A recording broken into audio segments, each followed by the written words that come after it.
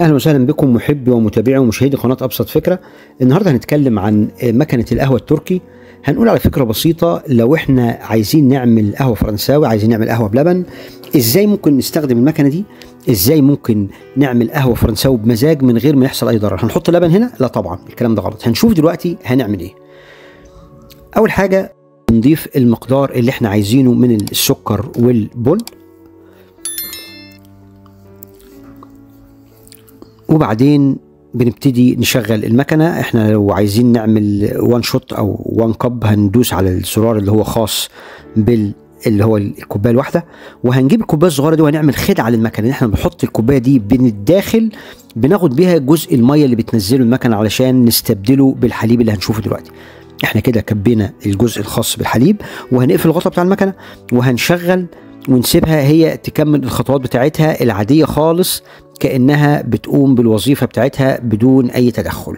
احنا كده استبدلنا المية باللبن، عملنا خدعة بسيطة عشان السنسور يحس ان هو خد كمية او مقدار المية اللي هو محتاجه، ولكن ان احنا خدناه في الكوباية الصغيرة زي ما شفنا وحطينا مكانه اللبن او الحليب.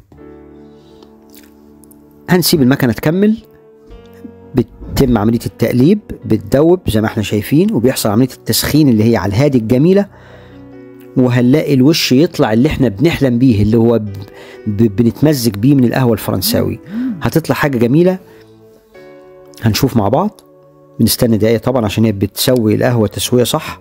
هو طبعا احنا عارفين ان غلط ان احنا نفتح الكفر العلوي، المفروض نسيبه لغاية ما تستوي خالص عشان تستوي بشكل صحيح زي ما احنا شفنا. طبعا الاختيار احنا نحط كب 1 أو 2 حسب مقدار اللبن اللي احنا حطيناه. بتطلع وش جميل، بتطلع الحاجه مستويه بشكل كويس. طب هل كده احنا الخطوات انتهت؟ لا. الحاجه المهمه والجزء الاهم ان احنا بعد ما نخلص لازم نعمل دوره تنظيف علشان نتاكد ان كل البقايا بتاعه اللبن او بتاعه الحليب بدات تتغسل.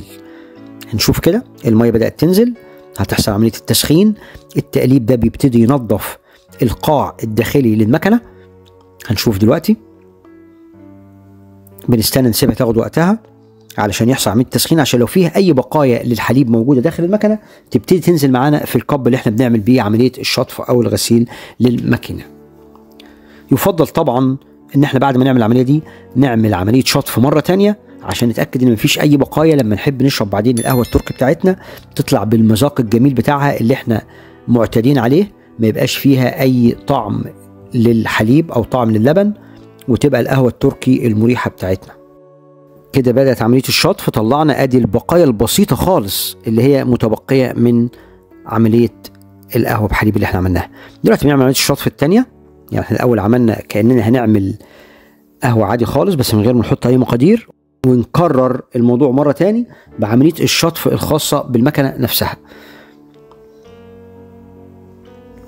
موضوع بسيط جدا، موضوع جميل، وهتطلع حاجة كويسة وحاجة شيقة هتعجب حضراتكم جدا. سهلة في الاستخدام، مريحة جدا. القهوة بحليب مش محتاج ان احنا نقف بقى على السخان ولا الكنكة ولا الكلام دون، وهتطلع بالمذاق والخامة اللي احنا بنحبها، بالوش الجميل اللي احنا بنحبه. اتمنى الفيديو يعجب حضراتكم، واللي يعجبه الفيديو يا ريت يتكرم عليه ويعمل لايك، واللي مش مشترك معانا في القناة يا ريت يتكرم ويشرفنا بالاشتراك. شكرا جزيلا، واشوف حضراتكم الفيديو الجاي ان شاء الله.